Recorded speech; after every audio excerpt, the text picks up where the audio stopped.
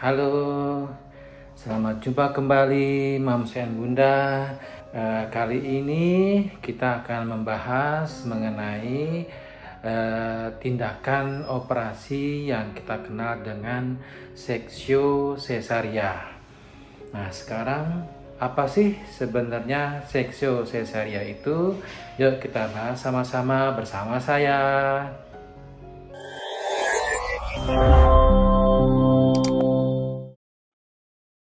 Sekarang kita akan menjelaskan dulu sebenarnya apa sih itu seksio cesaria. Nah, definisi dari seksio cesaria adalah suatu persalinan buatan di mana janin yang dilahirkan itu tidak melalui vagina ya. Jadi melalui sayatan atau insisi pada dinding perut dan dinding rahim. Nah, sayatan dinding perut disebut dengan laparotomi dan sayatan dinding rahim disebut dengan histerotomi. Ya, melahirkan bayi dalam keadaan utuh serta berat badan janin itu di atas 500 gram. Nah, itu tadi definisi dari seksio cesaria. Nah, sekarang kenapa sih harus dilakukan seksio cesaria saja? Seksio cesaria kenapa enggak dilahirkan lahir normal ke bawah atau melalui pervagina spontan normal seperti ibu-ibu hamil pada umumnya? Nah, jadi jika seorang ibu hamil yang sudah waktunya melahirkan tapi tidak bisa atau tidak melewati panggul bawah atau adanya kelainan pada panggul, persalinan yang terlalu lama, itu merupakan suatu indikasi ya untuk melakukan sesar ya. Tidak harus dilanjutkan persalinannya melalui vagina atau dipaksakan melalui jalan lahir di bawah. Nah, untuk menolong keselamatan ibu dan menolong keselamatan janin, maka kita harus mau tidak mau melakukan operasi seksio cesaria ini. Untuk melakukan operasi seksio cesaria ini ya harus ada indikasi. Nah, sekarang biasanya apa sih indikasi kita melakukan tindakan sesar ini? Ya biasanya ada 3 ya yang bisa menyebabkan atau merupakan indikasi untuk melakukan operasi sesar ini, yaitu 3P. P1 misalnya power. Yang kedua power itu adalah kekuatan ibunya. P-nya adalah passenger itu adalah dari bayinya, dan yang ketiga adalah passage itu jalan lahirnya. Nah, jika ketiga P ini ada hambatan ya, ada gangguan pada 3P ini, maka kita bisa melakukan tindakan seksio cesaria. Nah, indikasi pada ibu misalnya ibunya sudah usia tua atau malah justru usianya tuh hamil dengan usia sangat muda, dengan usia 17 tahun, 18 tahun itu sudah hamil dan harus melahirkan, itu sebaiknya diindikasikan untuk melakukan sesar karena panggul ibu muda tersebut belum pantas atau belum cocok untuk dilahirkan bayi normal ke bawah.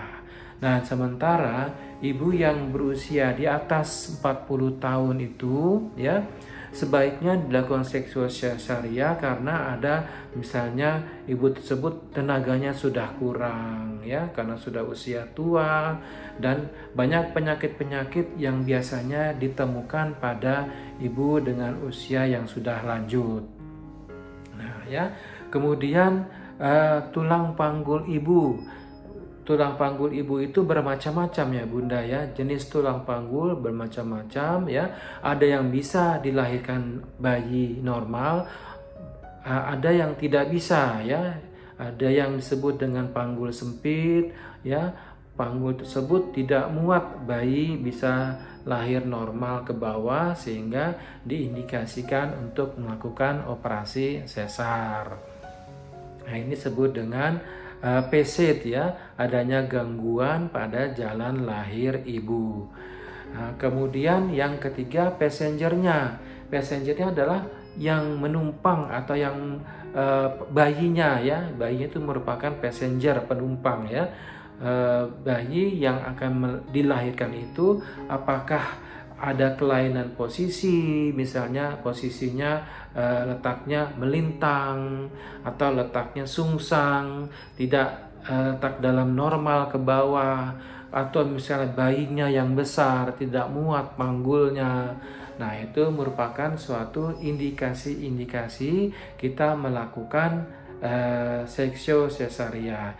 Indikasi lainnya misalnya ketuban sudah pecah lama. Ya, ketuban itu adalah merupakan air yang ada dalam rahim untuk kesejahteraan janin.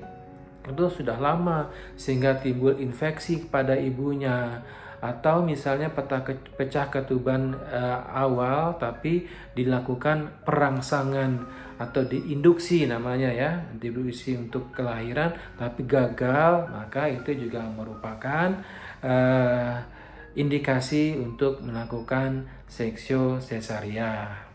Seksio sesaria itu ada yang berencana namanya elektif, ada yang sito atau emergensi.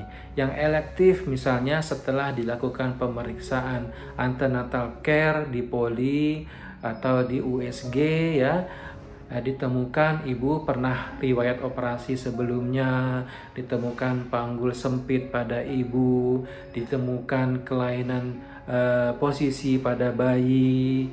Nah, itu kita bisa lakukan perencanaan operasi di lain waktu sehingga operasinya itu disebut juga dengan operasi yang elektif, operasi yang berencana. Nah, sekarang bagaimana dengan operasi yang emergensi?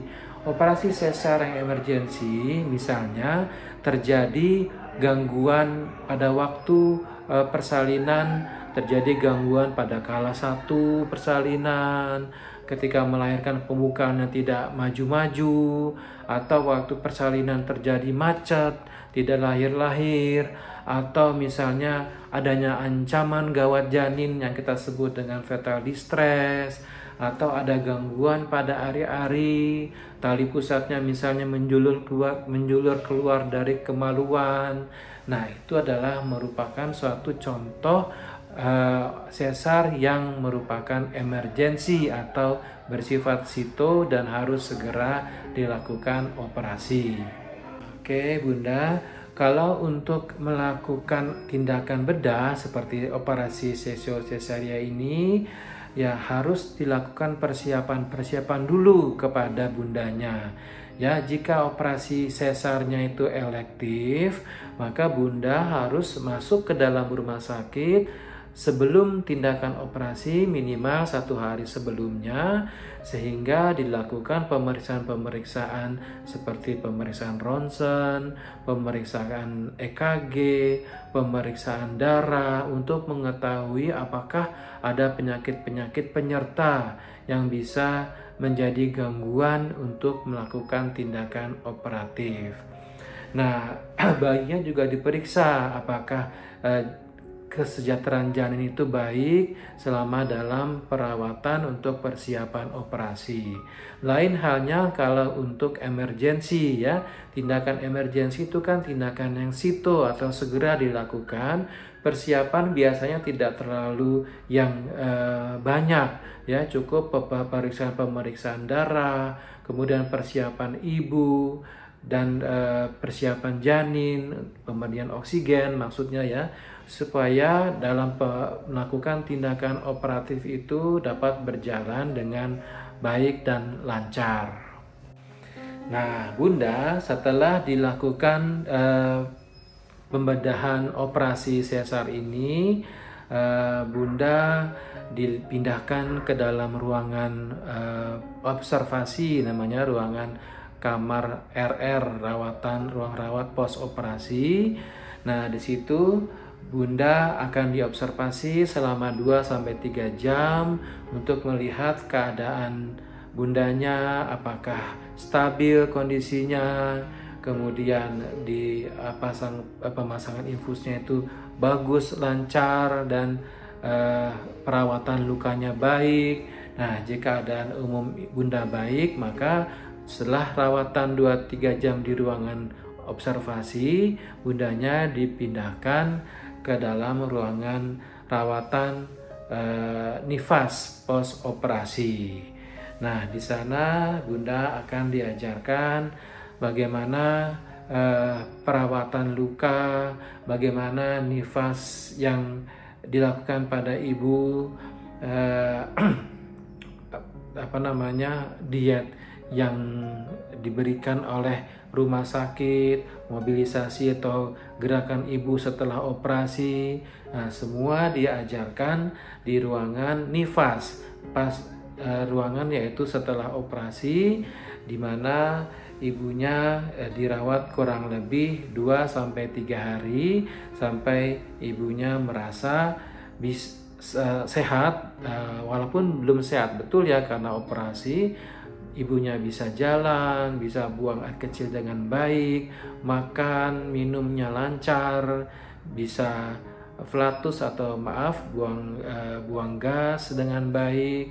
Nah, setelah itu, setelah 2-3 hari ya Bunda bisa dipulangkan kembali dan dijadwalkan untuk kontrol kembali ke rumah sakit sekitar kurang lebih 1 minggu kemudian.